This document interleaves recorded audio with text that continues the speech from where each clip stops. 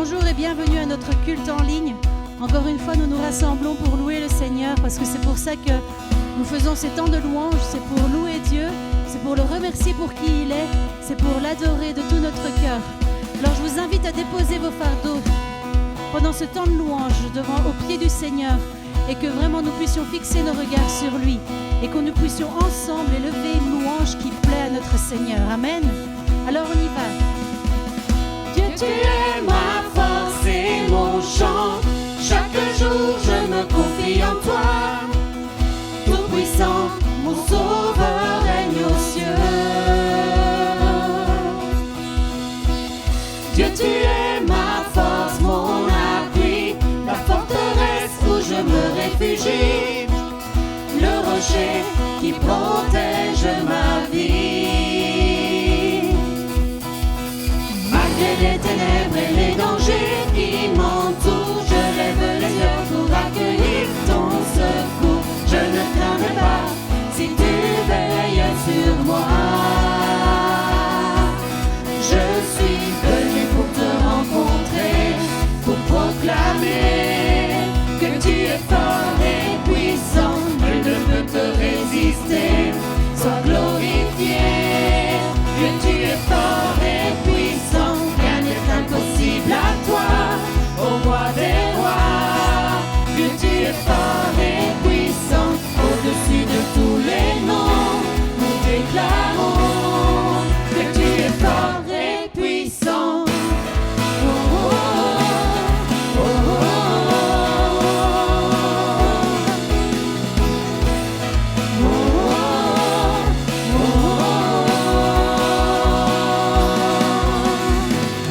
Dieu, tu es ma force et mon chant, mon bouclier et mon libérateur. Souverain, mon sauveur règne aux cieux. Dieu, tu es ma force, mon appui, ma réconfort et mon plus tendre ami, un rempart devant mes ennemis. Malgré les ténèbres et les dangers qui m'entourent, je lève la voix pour affirmer ton amour. Je ne craindrai pas si tu es près de moi. Je suis venu pour te rencontrer, pour proclamer que tu es fort et puissant. Nul ne peut te résister, sois glorifié. Dieu, tu es fort et puissant, rien n'est impossible à toi, au roi des rois.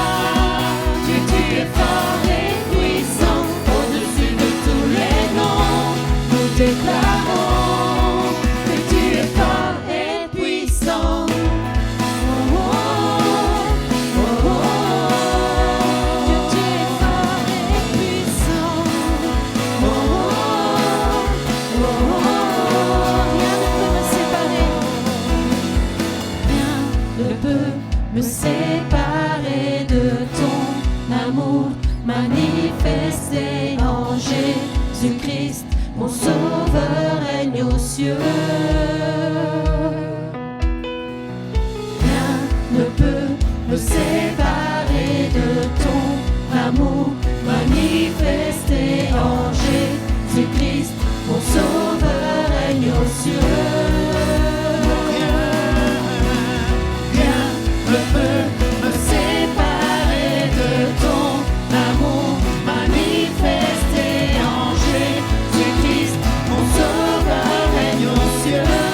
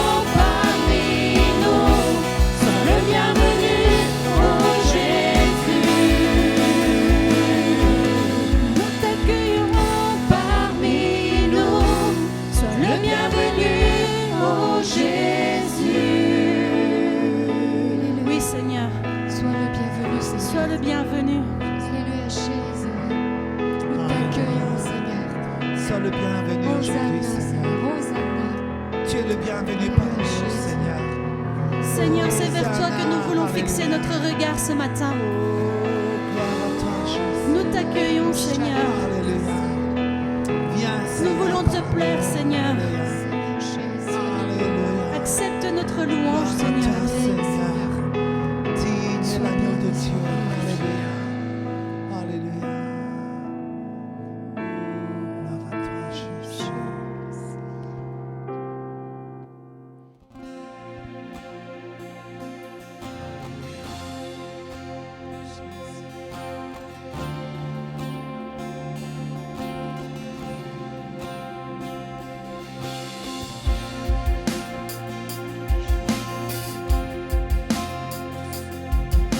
Jésus est notre sauveur. Et il déplace les montagnes. Il sauve avec puissance, il a déjà vaincu la mort. Et pendant ce chant, nous allons proclamer ces paroles. Que vos voix puissent être en accord avec vos cœurs.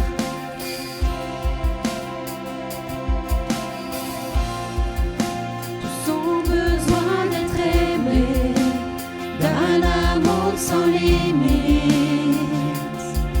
Que ta grâce coule en moi. Tous ont besoin de pardon, de la bonté d'un sauveur, l'espoir des nations.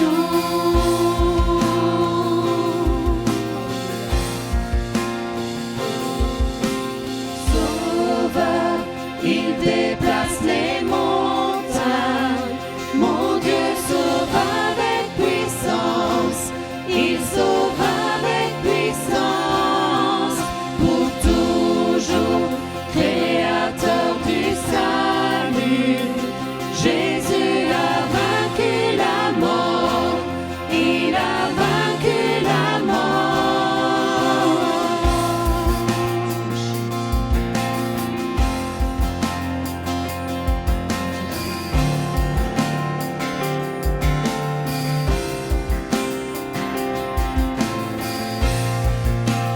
Prends-moi tel que je suis, mes peurs et mes échecs. Oh, viens remplir ma vie. Je donne ma vie pour te suivre dans tout ce que je crois. Et je me soumets. Tu es le sauveur. Sauveur, il déplace les montagnes. Mon Dieu sauve avec puissance. Il sauve avec puissance. Pour toujours, créateur du salut. Jésus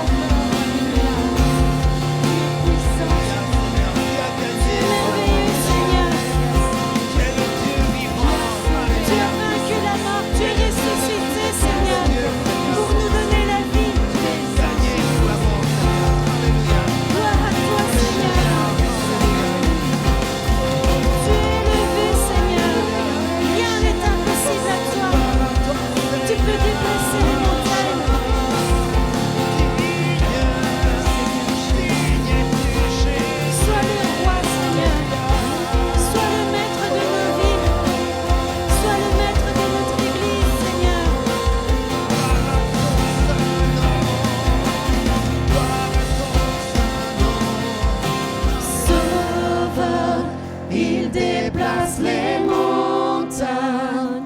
Mon Dieu sauve avec puissance. Il sauve avec puissance. Pour toujours, créateur du salut. Jésus a vaincu la mort. Il a vaincu la mort. Jésus, merci Seigneur. Merci pour qui tu es, Seigneur. Merci Seigneur. Tu es mort pour nous, Seigneur. Et tu as vaincu la mort, Seigneur. Alléluia. Nous t'adorons, nous t'exaltons. Viens établir ton trône éternel. Par nos louanges, nous t'invitons. Viens Jésus, prends la place du roi.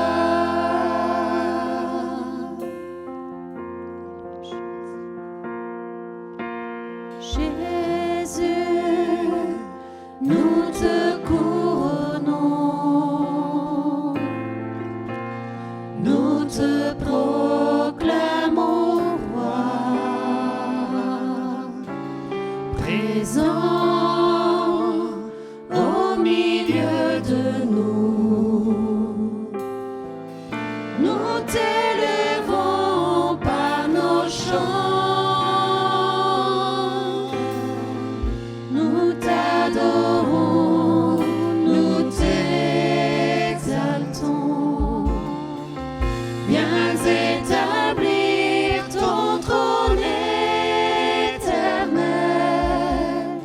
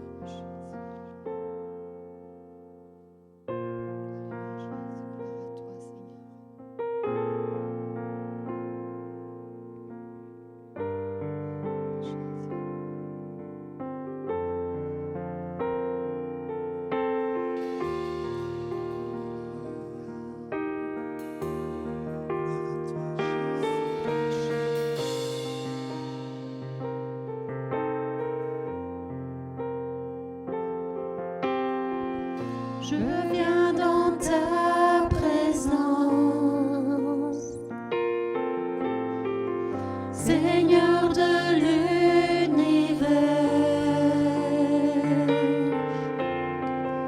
rien n'a plus d'importance, rien n'a plus de valeur. Je viens chercher ton cœur, trouver ta volonté, me tenir prosterné en chantant tes louanges.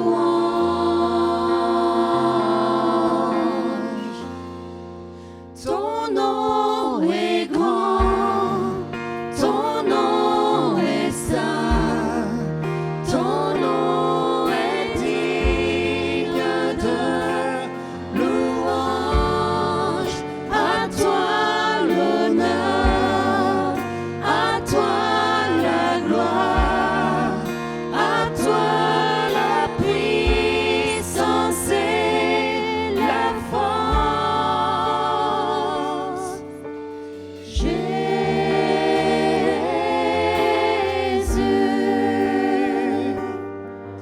agneau de Dieu.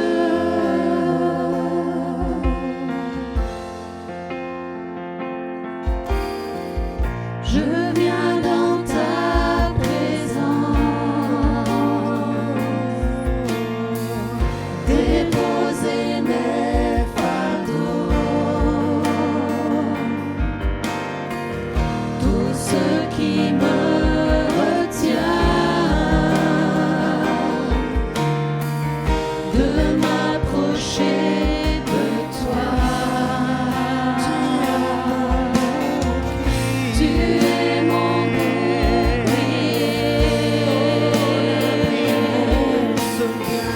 mon abri, mon seul bien. Vers toi, Seigneur,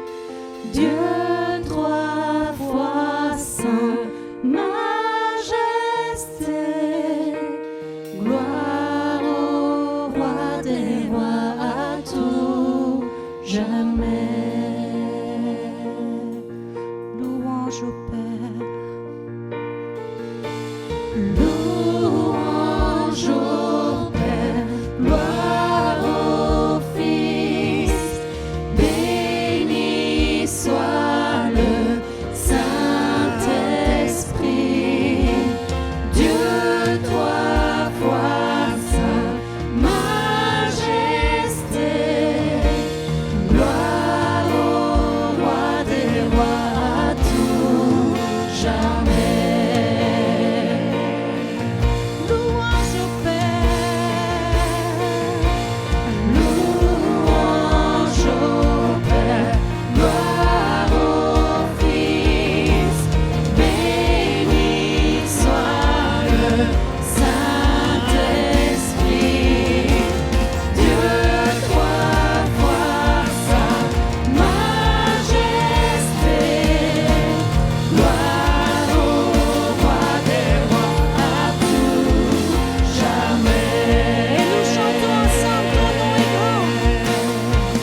ton nom est grand. Ton nom est saint, ton nom est digne de louange. À toi l'honneur, à toi la gloire, à toi la puissance et la force.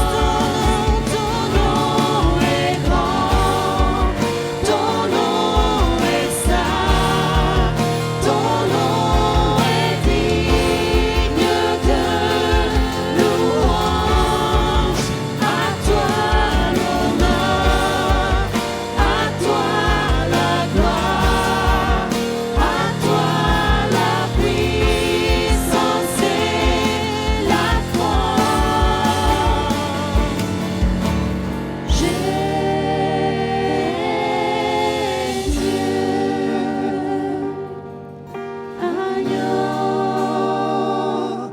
Gloire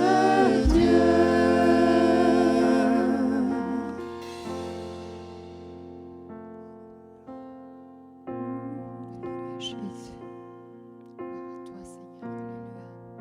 On est bien dans ta présence, Père. Oui, Seigneur. Et c'est là que nous voulons être, dans tes bras d'amour. Un amour si parfait.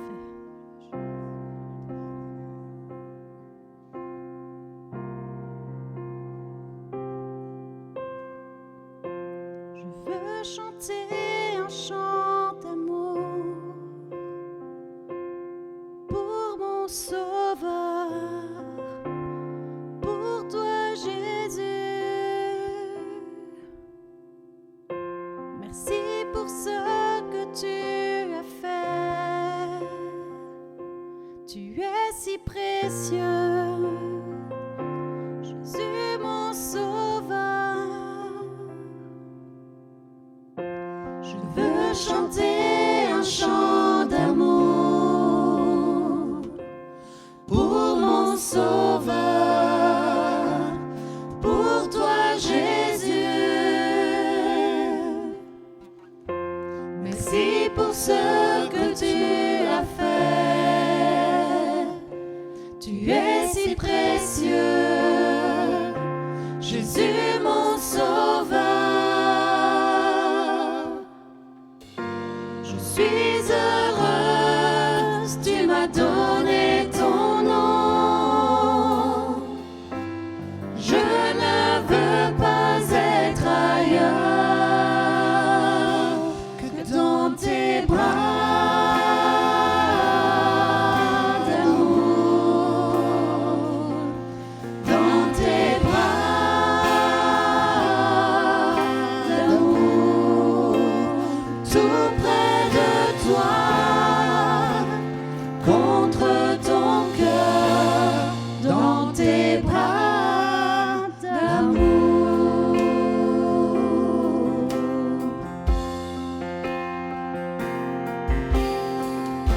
Je veux chanter un chant d'amour pour mon Sauveur, pour toi Jésus.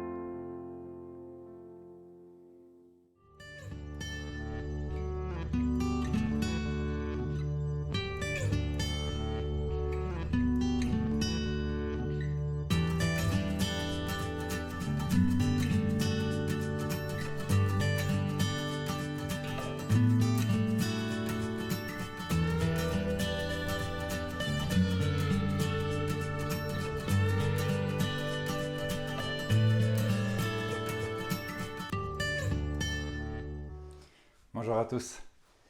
Je remercie le Seigneur pour cette nouvelle opportunité de vous parler dans vos salons, là où vous êtes, dans votre chambre. Et j'aimerais vraiment regarder un tout petit peu un livre qu'on n'aurait pas pensé à lire pendant le confinement, mais juste avant de vous parler de ce livre, j'aimerais vous parler d'une petite mésaventure qu'on a eue il y a quelques années. Quand je dis ça, il y a quelques années, ça fait vraiment il y a longtemps. Donc en 1999, le pasteur Eric me confie la direction du camp d'ados pour la première fois et je me retrouve dans une équipe avec, entre autres, comme adolescent, un certain Jérémie. Peut-être qu'il va se reconnaître si un jour il entend ce message. Mais à l'époque de son adolescence, Jérémie était plutôt pénible, ce qui n'est pas le cas aujourd'hui parce que le Seigneur a déjà fait une grande œuvre dans sa vie et dans son cœur. Mais pendant son adolescence, on avait l'impression, en le côtoyant pendant ces 10 jours de camp de vacances, qu'il y avait un point commun entre sa vie et le prophète Jérémie dans l'Ancien Testament. Et puis on a cherché, et puis on s'est dit, mais en fait, pour quelle raison est-ce que le prophète Jérémie est si connu? C'est Lamentations, c'est Jérémiade. Et c'est vrai que cet adolescent, en fait, il n'arrêtait jamais de se plaindre. Et c'est quelqu'un qui nous a beaucoup marqué, qui a demandé aussi beaucoup de fois de prier à Dieu pour changer son cœur. Pendant ce camp-là, je me rappelle qu'il était un peu comme un caillou dans la chaussure, si vous me permettez l'expression. Mais la grâce du Seigneur, c'est que même si on est vraiment pénible dans sa jeunesse ou dans son adolescence, Dieu n'est pas à court de moyens pour nous changer notre cœur. Alors, le livre de Jérémie que j'aimerais vous présenter aujourd'hui et dont j'aimerais retirer quelques pépites, c'est vraiment pas du tout le livre qu'on a envie de lire pendant le confinement. Tout simplement parce que on a eu tellement d'émotions en haut et en bas pendant la période du confinement. On nous a promis le retour de nos libertés, puis ça ne s'est pas passé comme ça. On nous avait dit qu'au premier trimestre de 2021, on aurait le vaccin et qu'on retrouverait une vie normale. Ça ne s'est pas passé comme c'était prévu, etc. Bref, très souvent, en fait, on a vu notre liberté reportée et le retour à la normale reporté. Donc, quand on cherche une consolation, quand on cherche quelque chose pour nous encourager, c'est certainement pas vers le prophète Jérémie qu'on a envie de se tourner, parce qu'on a cette image de quelqu'un qui se plaint beaucoup, de quelqu'un qui se lamente. D'ailleurs, il y a ce livre, la Lamentation de Jérémie. Donc, on n'a vraiment pas cette première idée en tête de se dire, voilà, je cherche quelque chose dans la Bible pour un peu m'aider, pour m'encourager, pour me relever, pour persévérer, à espérer le meilleur. Et donc, on ne pense pas du tout à Jérémie. Et pourtant, c'est la lecture que je fais ces derniers temps et j'y ai trouvé des choses extraordinaires sur qui est Dieu et comment il opère avec son peuple. Et j'aimerais en partager quelques-unes aujourd'hui avec vous, si vous le voulez bien. Alors, la première chose que j'aimerais faire, c'est un peu peut-être un parti pris étonnant pour vous, mais je vais comparer deux prophètes de l'Ancien Testament. Je vais comparer la vie de Jonas et la vie de Jérémie. Alors Jonas, vous connaissez, donc Dieu l'envoie vers Ninive, cette grande ville de 175 000 habitants qui est la capitale de l'Empire assyrien, les ennemis du peuple d'Israël, et lui dit, tu vas là-bas, tu leur dis que dans 40 jours, je vais détruire la ville. Et donc lui, qu'est-ce qu'il fait? Il part tout à fait de l'autre côté. Alors j'aimerais voir un tout petit peu les choses qui sont parallèles entre les deux prophètes et les choses qui sont complètement différentes. Mais la première différence que je vois entre Jonas et Jérémie, c'est que Jonas va fuir son ministère. Il va fuir l'appel que Dieu lui donne d'aller parler à ce peuple ennemi et d'annoncer le jugement de Dieu. Il va prendre le bateau, va partir tout à fait dans l'autre direction et puis Dieu, dans sa miséricorde, va le rattraper et va lui demander d'obéir dans des circonstances vraiment très spectaculaires. Alors, Jérémie, c'est tout le contraire. Jérémie, en fait, il va recevoir son appel dans sa jeunesse. Et la première chose qu'il va dire au Seigneur, on trouve ça dans Jérémie 1, le verset 6. « Ah Seigneur éternel, je ne sais pas parler car je suis trop jeune. » C'est quelque chose qu'on peut expérimenter en tant que chrétien encore aujourd'hui, de dire « Mais Seigneur, tu veux que je sois le témoin du Christ, Tu veux que que je témoigne en fait de ce que tu fais dans ma vie, mais je ne sais même pas parler, je ne sais pas comment aborder les gens, je ne sais pas comment leur dire que tu les aimes et que, que tu veux les attirer et être réconcilié avec eux, etc. Et on voit là que Jérémie va s'exprimer par rapport à son jeune âge, mais le Seigneur va vraiment toucher Jérémie.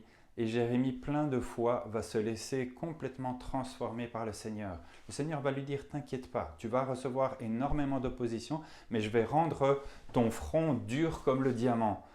Et vraiment, Dieu va équiper Jérémie parce qu'il sait qu'il y a le peuple ne va pas l'écouter et donc il va vraiment galérer pour délivrer son message.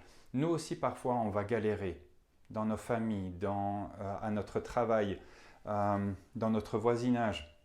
On va recevoir de l'opposition si on dit qu'on est chrétien, si on dit qu'on n'est pas d'accord avec telle ou telle chose qui se passe, qu'on trouve qui sont des injustices profondes, et on va se faire remballer. Mais il y a de l'espoir quand on ouvre le livre de Jérémie, parce qu'on voit en fait que même avec une vie d'opposition, Dieu est avec nous, et à partir du moment où il est avec nous, vraiment, on a son soutien et on peut traverser ces situations. La deuxième chose que j'aimerais dire, c'est qu'il y a une deuxième grosse différence entre Jonas et Jérémie, c'est que Jonas, lui, il est appelé à annoncer le jugement sur un peuple étranger. Et quelque part, à un certain moment, je pense qu'il s'en réjouissait un tout petit peu d'annoncer à ses ennemis qu'ils allaient être détruits par Dieu. Ça ne devait pas lui déplaire. Et Jérémie, lui, ce n'est pas du tout le cas. En fait, il est chargé en tant que prophète d'annoncer le jugement sur Israël et sur Juda, c'est-à-dire sur le peuple choisi par Dieu, sur le peuple oint par Dieu. Et aujourd'hui, on pourrait dire que ce peuple, c'est évidemment, c'est toujours Israël, de toute façon, Dieu ne retire pas son onction, mais c'est aussi l'Église. Ça voudrait dire que l'Église ou les chrétiens pourraient être jugés par Dieu. Et ça, c'est une bonne nouvelle, parce que parfois, les non-chrétiens, les non-croyants nous reprochent énormément de choses. Oui, mais vous, les croyants, vous, les chrétiens, vous vous dites chrétiens, mais il y a ceci, cela. Eh bien, si tu es non-croyant, si tu regardes cette vidéo, sache que Dieu juge son peuple. Dieu juge les chrétiens, Dieu juge son Église, parce qu'il n'est pas d'accord quand il voit le mal à l'intérieur de la vie d'un chrétien ou du peuple de Dieu. Mais il le fait avec énormément d'amour pour que chacun puisse revenir de ses méchantes voies et se détourner du mal. J'aimerais citer dans Jérémie au chapitre 30, le verset 11 qui dit ceci: « Je te corrigerai avec justice, je ne peux vraiment pas te laisser impuni. » Parfois, on a cette fausse sécurité en tant que chrétien, on se dit « mais maintenant que je suis sauvé, mais il ne va rien m'arriver, je peux vivre ma vie n'importe comment, de toute façon j'ai mon ticket pour le ciel et Dieu ne va jamais me juger, ne va jamais me corriger, ne va jamais m'amener à une discipline par rapport à des choses qui sont dans ma vie et que je laisse traîner dans ma vie. » C'est tout à fait faux. Ce livre de Jérémie nous enlève cette illusion que Dieu ne juge pas son peuple. Au contraire, son nom est associé à ce peuple d'Israël, son nom est associé à l'Église, donc d'autant plus il a envie de juger son peuple pour que son peuple reflète sa gloire et qu'il honore le nom de Jésus, qu'il honore le nom de Dieu. J'aimerais vous dire aussi que quand la discipline arrive, on peut avoir plein de réactions différentes. On peut être découragé, on peut s'enfuir de l'autre côté, on peut avoir une mauvaise réaction, mais sachez que Hébreux 12 au verset 6 nous dit ceci: Dieu corrige celui qu'il aime et il frappe du bâton ceux qu'il reconnaît pour ses fils. C'est toujours pour un bien que Dieu discipline son Église et Dieu discipline les chrétiens. C'est vraiment pour qu'il en sorte un fruit de justice et que cette justice soit tout à l'honneur de Dieu. Troisième chose qui est un point commun, qui est un point de divergence, une différence entre Jonas et Jérémie, c'est que Jonas en fait va avoir seulement 40 jours pour annoncer la destruction de Ninive, donc c'est-à-dire le jugement de Dieu sur le peuple de Ninive qui commet le mal. Et on peut voir que dans certains cas, en fait, Dieu accorde très peu de temps en fait entre le moment où il avertit et le moment où le jugement tombe. Est-ce que c'est parce que c'était des non-croyants que c'était si court ? C'est un exemple en fait, je ne peux pas en généraliser, en tirer une théorie. Mais ce que je vois, c'est que dans Jérémie, ce n'est pas 40 jours que Dieu accorde à son peuple pour changer, pour se détourner de ses fautes et pour revenir à Dieu dans l'humilité en abandonnant le chemin du mal. C'est 40 ans. C'est vraiment 40 ans qui vont être accordés. Donc ça, c'est vraiment de la patience. Dieu montre une énorme patience en fait par rapport à ce peuple de Dieu. Aujourd'hui, on dirait par rapport à l'Église, pour que l'Église sorte, le peuple de Dieu sorte en fait du péché et se détourne de cette voie et puisse revenir avec un cœur entier à Dieu.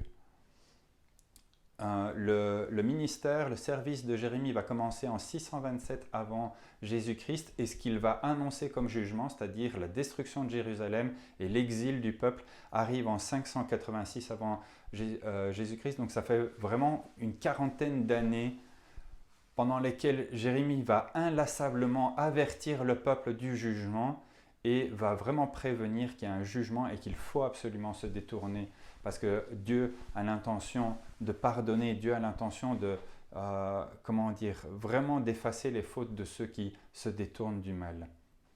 Alors pourquoi est-ce que Dieu est si patient dans certains cas? Pourquoi est-ce que Dieu est si patient? C'est une vraie bonne question. Je ne peux pas y répondre très courtement, mais en tout cas, il y a le désir chez Dieu que chaque être humain, croyant ou non croyant, se détourne du mal et revienne de ses mauvaises voies et change d'attitude. C'est vraiment quelque chose qui caractérise Dieu. Le jugement n'est pas quelque chose que Dieu souhaite. La destruction n'est pas quelque chose que Dieu souhaite. En fait, il aime tellement ses créatures, croyantes ou non croyantes, qu'il leur dit inlassablement « détournez-vous du mal ». On trouve une explication à cette patience de Dieu dans Romains chapitre 2, versets 3 et 4. C'est au moment où Paul s'adresse à ceux qui jugent, mais juger dans le sens de condamner vraiment les personnes qui font le mal. Et il dit ceci, « Et penses-tu, toi qui juges les auteurs de tels actes et qui les fais aussi, que tu échapperas au jugement de Dieu ? Ou méprises-tu les richesses de sa bonté, de sa patience et de sa générosité en ne reconnaissant pas que la bonté de Dieu te pousse à changer d'attitude ?» C'est vraiment quelque chose qu'on découvre, c'est une des pépites qu'on découvre dans le livre de Jérémie, c'est que le but de Dieu, ce n'est pas de détruire ces créatures qui sont des pécheurs ou qui commettent des fautes, même son peuple qui commet des fautes, mais c'est vraiment de l'appeler à la repentance, de l'appeler à changer d'attitude. C'est vraiment ça l'intention première de Dieu. Et c'est vraiment très très beau à découvrir parce qu'on a parfois tellement notre esprit tourné vers l'Ancien Testament, vers les lois à respecter, qu'on oublie en fait que Dieu se déclare déjà dans l'Ancien Testament ce Dieu de compassion, ce Dieu de grâce, ce Dieu de justice à la fois, mais aussi ce Dieu qui veut pardonner et qui veut nous détourner du mal. Alors, il y a encore une grosse différence entre le prophète Jonas et le prophète Jérémie, c'est la quatrième, c'est que Jonas, il n'a aucune compassion pour le peuple de Ninive. Déjà, Ninive, c'est la capitale de l'Empire assyrien, c'est vraiment les ennemis du peuple de Dieu. Mais en fait, en gros, il dit, c'est bien fait pour vous, Dieu va vous juger, Dieu va vous détruire, et vraiment, je me réjouis de ça. Ça, c'est vraiment quelque chose que je suis presque content de vous l'annoncer, et je vais regarder, je vais m'écarter de la ville, je vais me mettre sur la colline d'en face, je vais regarder le moment où Dieu va vous détruire, et je crois que je vais bien me réjouir de ce spectacle. J'extrapole un peu, mais c'est un peu ça l'attitude de Jonas. Il se réjouit de ce que le jugement tombe sur le pécheur. Et vraiment, le livre de Jérémie, c'est quelque chose qui devrait vous inspirer en tant que chrétien parce que Jérémie ne va pas se réjouir du tout de ce que Dieu annonce un jugement. À aucun moment, on voit que Jérémie se réjouit du jugement et il se dit « Ah, c'est bien fait ». Vous allez assumer vos actes, vous allez enfin recevoir ce que vos actes méritent. À aucun moment on voit ça. On voit un vrai cœur de serviteur, un vrai cœur d'homme de Dieu qui a été touché par le cœur de Dieu lui-même et qui amène cet autre son de cloche, cette autre parole, cette autre attitude où vraiment le cœur de Jérémie est complètement retourné et complètement bouleversé par l'attitude du peuple qui n'écoute pas les avertissements. Jérémie va pleurer tout comme Jésus plus tard va aussi pleurer sur Jérusalem. C'est vraiment un point commun aussi entre Jérémie et Jésus. Il va pleurer sur les fautes de son peuple et à aucun moment il se réjouit du jugement qui arrive. On lit ça dans Jérémie chapitre 4, verset 19. « mon ventre, je me tords de douleur, mon cœur vacille, mon cœur frémit, je ne peux me taire car j'entends le son de la trompette, le cri de guerre. » Mon ventre, c'est-à-dire mes entrailles, c'est-à-dire là où est logée la compassion dans les expressions poétiques bibliques, je suis retourné, j'ai tellement de compassion pour ce peuple qui se perd, j'en suis vraiment complètement brisé, j'en suis complètement déchiré et je pleure sur ce peuple qui n'écoute pas les avertissements et qui n'écoute pas la parole de Dieu. Moi, j'aimerais vraiment que ça soit quelque chose qui grandisse dans ma vie, dans ta vie, que quand tu es avec un non-chrétien, quand je suis avec un non-chrétien, un non-croyant, même quelqu'un de notre propre famille terrestre, de notre propre sang, c'est de nous rappeler du livre de Jérémie et de nous rappeler de ce cœur de Jérémie pour les perdus, pour ceux qui commettent le mal. On ne va pas cacher à ces personnes les conséquences de leur désobéissance, comme Jérémie ne les a pas cachées en fait. Il n'a pas mis du miel dans ses paroles, il a vraiment annoncé les choses telles qu'elles étaient, telles que Dieu les lui demandait. Il a annoncé les conséquences de la désobéissance, mais il n'a jamais condamné le peuple. Il n'a jamais cessé de pleurer et de prier pour le peuple. C'est vraiment quelqu'un qui voit le mal, mais qui en même temps prie pour ceux qui commettent le mal. C'est vraiment une très très bonne attitude, pleine de compassion. Et il a la même intention que Dieu. C'est quoi cette intention? C'est que chacun se détourne du mal et revienne vers Dieu. Alors il y a une cinquième différence. Il y a une cinquième différence entre Jonas et Jérémie que j'aimerais vous donner, qui est aussi une pépite. C'est que Dieu demande à Jonas d'annoncer le jugement, point, à la ligne. Il n'y a pas d'explication, il n'y a pas de pédagogie, il n'y a pas de pourquoi est-ce que ce jugement va tomber. C'est les Ninivites eux-mêmes qui comprennent que Dieu est en colère à cause de leurs mauvaises actions. Et ils vont se repentir, ils vont prendre une attitude d'humilité, de profonde humilité, et Dieu va les épargner complètement. Jérémie, lui, en fait, il va rappeler toutes les raisons et tous les comportements en détail du peuple de Dieu qui fâchent Dieu, qui mettent Dieu en colère et qui amènent le jugement de Dieu sur la nation d'Israël et de Juda. Parfois, il nous arrive des choses qu'on ne comprend pas tout à fait. On se pose plein de questions. Il y a cette fameuse question que même les non-croyants utilisent dans la vie de tous les jours, mais qu'est-ce que j'ai fait au bon Dieu? Quand il y a un événement qui nous arrive et on semble percevoir là comme un jugement de Dieu ou comme une punition ou quelque chose de vraiment difficile, une épreuve à vivre, mais le bon réflexe, c'est de se poser la question, tiens, pourquoi est-ce que je vis ces choses-là? Quelle est l'intention de Dieu derrière l'événement que je suis en train de traverser? Et là, Dieu dit exactement pour quelle raison ce jugement va arriver. Et il leur dit quels sont les péchés en fait, il les nomme, il les détaille en fait, et il est vraiment très pédagogue dans sa manière d'expliquer pourquoi, pour quelles raisons ces conséquences sont là. Je pense que quand nous traversons une épreuve, il faut arriver à donner du sens à cette épreuve et savoir pourquoi elle nous atteint, pourquoi elle nous arrive. Et on peut cheminer avec Dieu pour trouver ce sens. Ce ne sera pas forcément une punition par rapport à un mal, à un péché qu'on a commis. Ce sera peut-être des fois une épreuve que Dieu nous donne parce qu'il sait qu'on va la réussir et c'est quelque chose qui va renforcer notre foi, qui va nous faire grandir dans la maturité. Parfois, c'est quelque chose qui va nous atteindre non pas à cause de notre péché, mais à cause du péché de quelqu'un d'autre. Et on est embarqué dans les conséquences du péché d'autres personnes. Et Dieu nous demande d'avoir vraiment cette attitude de pouvoir venir devant lui et de prier par rapport à cette situation et vraiment d'intervenir par rapport à cette situation. Mais quelle que soit la situation, il n'y a pas toujours des réponses faciles à donner. C'est un cheminement que vous pouvez avoir avec Dieu et qui n'est pas forcément un cheminement facile. Une chose que j'aimerais vous dire aussi à propos de cette cinquième différence entre Jonas et Jérémie, c'est que quand on refuse d'écouter les avertissements du Seigneur, en fait, c'est comme si nous-mêmes, en fait, on ouvrait la porte au désastre. C'est comme si nous-mêmes, on mettait la poignée sur la porte et on dit, voilà, j'ouvre la porte au désastre parce que je refuse d'écouter. C'est vraiment ça qu'on fait, en fait, quand on refuse. Et Dieu ne nous a jamais caché les conséquences de notre désobéissance.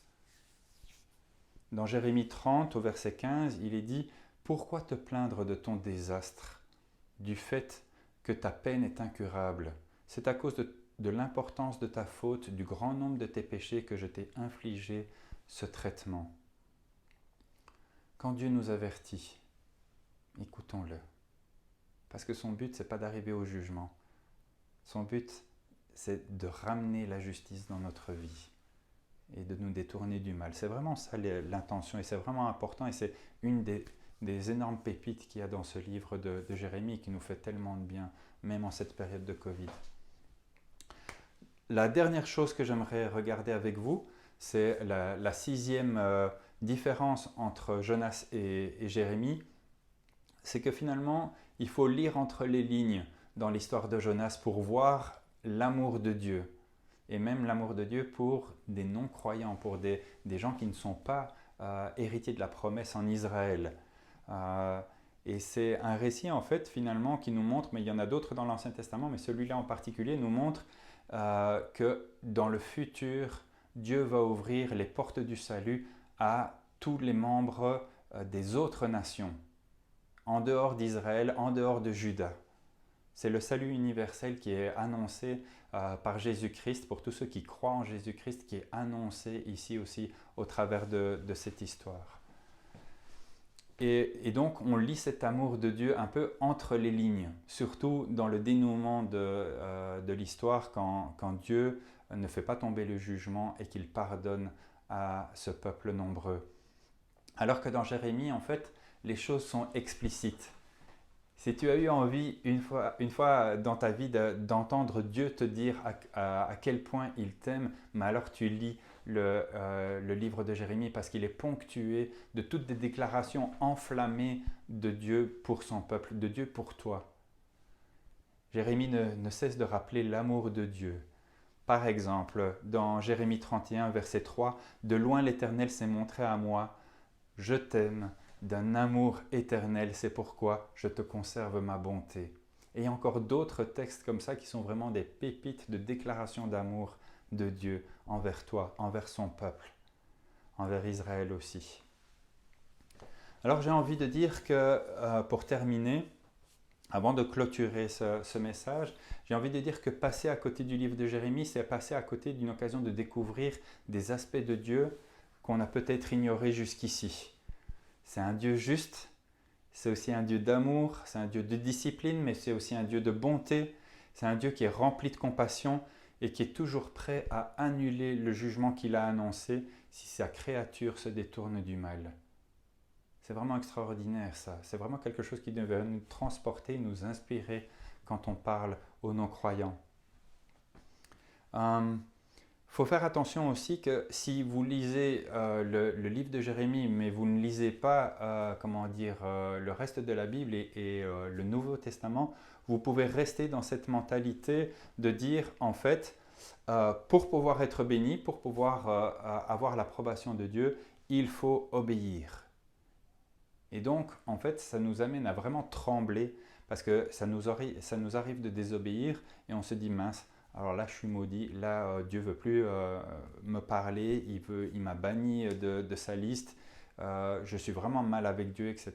Et il y a une énorme culpabilité qui vient quand on reste dans cette mentalité-là de se dire la condition de la bénédiction, c'est l'obéissance. Il faut absolument sortir de là, sinon on est dans un piège. Pourquoi est-ce qu'il faut sortir de là? Parce que le Nouveau Testament nous montre que toute l'humanité a failli à obéir à l'alliance avec Dieu. Le peuple d'Israël, le peuple choisi, a failli à l'obéissance et nous-mêmes, si on avait été à leur place, on aurait aussi failli. On n'est pas mieux qu'eux en fait. Et toute l'humanité a failli à obéir sauf un homme. Dieu fait chair, le Christ venu en chair. Lui, il a été obéissant. Il a été obéissant même jusqu'à la mort de la croix. Pour qui? Pour des pécheurs. Et c'est son obéissance, en fait, qui permet la nouvelle alliance. C'est l'obéissance de Christ, en fait, qui ouvre la porte pour que nous puissions être acceptables aux yeux de Dieu.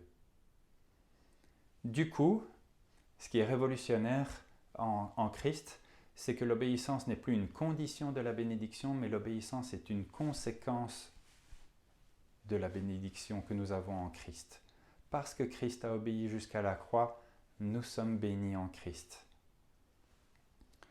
Et donc, quand nous allons obéir, ce n'est plus pour obtenir une bénédiction, ce n'est plus pour obtenir l'approbation de Dieu, mais c'est vraiment parce que nous avons compris qu'on a été libéré de la malédiction en Christ. On a été libéré de la peur, de la punition en Christ. Et que maintenant, en fait, on va l'aimer parce que lui nous a aimés le premier. Je termine par ce passage et j'espère vraiment que c'est quelque chose qui vous a béni. Mais il nous est dit dans 1 Jean 4, 18 et 19, il n'y a pas de peur dans l'amour. Au contraire, l'amour parfait chasse la peur, car la peur implique une punition. Celui qui éprouve de la peur n'est pas parfait dans l'amour. Quant à nous, nous l'aimons parce qu'il nous a aimés le premier. Jésus a réuni toutes les conditions pour la bénédiction en lui-même, en obéissant, en étant fidèle jusqu'à la mort de la croix, pour nous. Et à partir de là, notre réponse, par amour pour lui, c'est de lui obéir. Et c'est vraiment ça que le Seigneur a bouleversé comme compréhension de la relation à lui. Alors j'espère vraiment que ces pépites, ça a été quelque chose qui vous a béni, qui vous a donné du grain à moudre, qui vous a donné de la nourriture solide pour pouvoir être encouragé dans votre foi, à vous tourner vers Dieu. Sachez que si vous traversez un moment où vous êtes infidèle et où vous vous sentez complètement condamné, complètement loin de Dieu, le but de Dieu, c'est de vous discipliner pour vous ramener à lui. Il discipline, il châtie parce qu'il nous aime.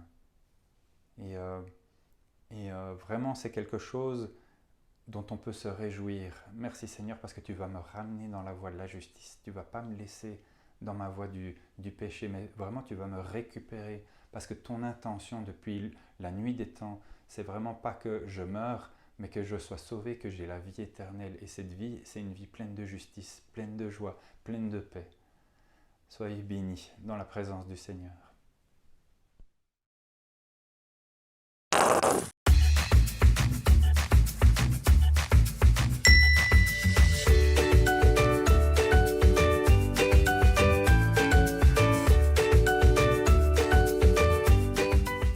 Salut les copains!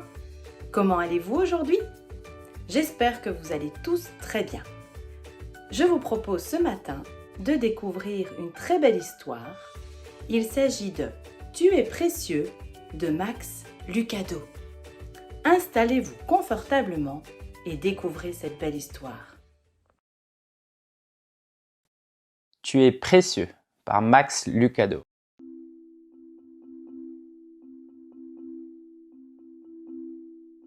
Les Vémiches étaient des petits personnages de bois qu'un sculpteur nommé Élie avait façonnés un par un. Son atelier était perché au sommet d'une colline qui dominait leur village. Chaque Vémiche était différent. Certains avaient un grand nez, d'autres de grands yeux. Certains étaient grands et d'autres petits. Certains portaient un chapeau, d'autres un manteau. Mais ils avaient tous été sculptés par le même artisan. Et ils habitaient tous dans le même village. Et tous les jours, du matin au soir, les Vémiches faisaient la même chose. Ils se donnaient des gommettes. Chaque Vémiche possédait une boîte de gommettes avec des étoiles dorées et une boîte de gommettes avec des ronds gris. Parcourant le village de long en large, les gens passaient leur journée à se coller des étoiles et des ronds les uns sur les autres. Ceux qui étaient beaux avec le bois lisse et une belle peinture recevaient toujours des étoiles. Mais si le bois était rugueux et la peinture écaillée, les Vémiches donnaient des ronds. Ceux qui étaient doués recevaient également des étoiles. Certains étaient capables de soulever de gros morceaux de bois bien au-dessus de leur tête ou de sauter par-dessus de grandes boîtes. D'autres encore connaissaient des mots difficiles ou savaient chanter de très jolies chansons. Tout le monde leur donnait des étoiles. Certains Vémiches étaient couverts d'étoiles. Chaque fois qu'ils recevaient une étoile, ils se sentaient si bien. Cela leur donnait envie de faire autre chose pour en obtenir une de plus. D'autres, cependant, ne savaient pas faire grand-chose. Ils recevaient des ronds. Punchinello en faisait partie. Il essayait de sauter aussi haut que les autres, mais il tombait toujours. Et lorsqu'il tombait, les autres s'assemblaient autour de lui et lui donnaient des ronds. Parfois, quand il tombait, son bois s'éraflait et les gens lui donnaient encore plus de ronds. Au bout de quelque temps, il avait tellement de ronds sur lui qu'il n'osait plus sortir. Il avait peur de faire des bêtises. Comment oublier son chapeau ou marcher dans une flaque d'eau et qu'ensuite les gens lui donnent un rond de plus? En fait, il avait tellement de ronds gris que des gens s'approchaient et lui en donnaient sans raison particulière. Il mérite beaucoup de ronds, s'accordaient à dire les autres personnages de bois. Il n'est pas un bon Vémiche. Petit à petit, Punchinello les a crus. Je ne suis pas un bon Vémiche, disait-il. Les rares fois où il sortait, il retrouvait d'autres Vémiches qui avaient beaucoup de ronds. Il se sentait mieux en leur compagnie. Un jour, il rencontra une Vémiche pas comme les autres. Elle n'avait ni rond ni étoile. Elle était juste en bois. Elle s'appelait Lucia. Les gens pourtant essayaient bien de lui donner des gommettes, mais elle ne collait pas. Certains admiraient Lucia parce qu'elle n'avait pas de rond. Ils venaient à toutes jambes lui donner une étoile. Mais elle tombait toujours par terre. D'autres la méprisaient parce qu'elle n'avait pas d'étoile et lui donnaient un rond. Mais il ne tenait pas non plus. J'aimerais tant être comme elle, pensa Punchinello. Je ne veux pas qu'on me note. Alors il demanda à la Vémiche sans gommette comment elle s'y prenait. C'est simple, répondit Lucia. Tous les jours, je vais voir Élie. Élie? Oui, Élie, le sculpteur. Je reste assise auprès de lui dans son atelier. Pourquoi? Et si tu allais le voir toi-même? Monte sur la colline, il est là. Et sur ces mots, la Vémiche qui n'avait pas de gommette repartit en sautillant. Mais voudra-t-il bien me voir? Cria Punchinello. Mais Lucia ne l'entendit pas. Alors Punchinello rentra chez lui. Il s'assit devant une fenêtre et regarda les personnages en bois qui couraient de l'un à l'autre pour se donner des étoiles et des ronds. Ce n'est pas juste, marmonna-t-il, et il décida d'aller voir Élie. Il gravit les 3 sentiers qui menaient au sommet de la colline et entra dans le grand atelier. Ses yeux de bois s'écarquillèrent devant la taille des objets qui l'entouraient. Le tabouret était aussi grand que lui. Il dut se hisser sur la pointe des pieds pour voir le dessus de la table de travail. Il vit un marteau aussi long que son bras.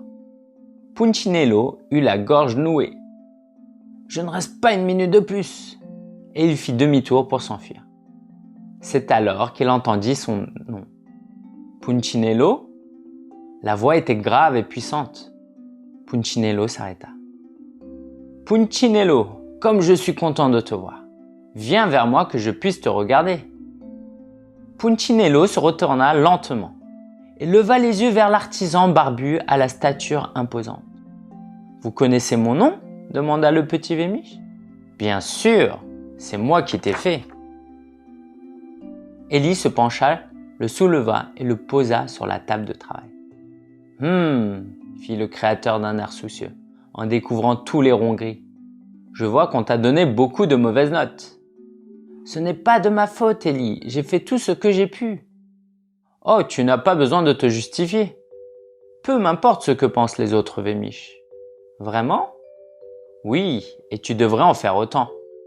Qui sont-ils pour donner des étoiles et des ronds? Ce sont des vémiches, tout comme toi. Ce qu'ils pensent ne compte pas, Punchinello. Tout ce qui compte, c'est ce que moi je pense. Et tu as une grande valeur pour moi. Voilà ce que je pense. Punchinello se mit à rire. Moi? Une grande valeur? Mais en quoi? Je ne sais pas marcher vite, je ne sais pas sauter, ma peinture s'écaille. Pourquoi ai-je de la valeur à vos yeux? Ellie regarda Punchinello, posa ses mains sur ses petites épaules de bois et répondit très lentement. Parce que tu es à moi. Voilà pourquoi tu as de la valeur à mes yeux. Punchinello n'aurait jamais imaginé que quelqu'un le regarderait comme cela. Encore moins son créateur. Il ne sut plus quoi dire. Chaque jour, j'ai espéré que tu viendrais, expliqua Ellie. Je suis venu grâce à une personne que j'ai rencontrée et qui n'avait pas de gommette sur elle, dit Punchinello. Je sais, elle m'a parlé de toi. Pourquoi les gommettes ne tiennent-elles pas sur elle? Le créateur répondit avec douceur. Parce qu'elle a décidé que ce que je pensais était plus important que ce qu'il pensait. Les gommettes ne collent que si tu leur permets de coller. Comment? Les gommettes ne collent que si elles ont de l'importance pour toi. Plus tu mets ta confiance dans mon amour, moins tu te soucies de leurs gommettes. Je ne comprends pas très bien. Ellie sourit. Ça viendra, mais cela prendra du temps. Tu as reçu beaucoup de mauvaises notes. Viens donc me voir tous les jours et laisse-moi te montrer à quel point je t'aime. Ellie souleva Punchinello de la table de travail et le posa par terre. Souviens-toi, dit Ellie, alors que le petit vémiche franchissait le seuil. Tu as une grande valeur, parce que c'est moi qui t'ai créé, et je ne fais pas d'erreur. Punchinello ne s'arrêta pas, mais au fond de son cœur, il réfléchit. Je crois qu'il pense vraiment ce qu'il dit. Et à ce moment-là, un rond gris tomba par terre.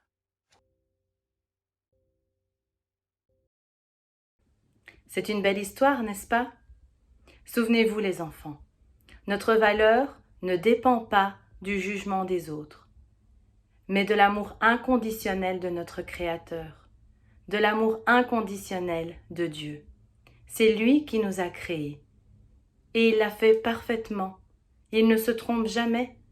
Il nous a créés comme il voulait que nous soyons. Je vous laisse ce verset pour cette semaine. Je te loue de ce que je suis une créature si merveilleuse. Tes œuvres sont admirables et mon âme le reconnaît bien. Psaume 139, verset 14.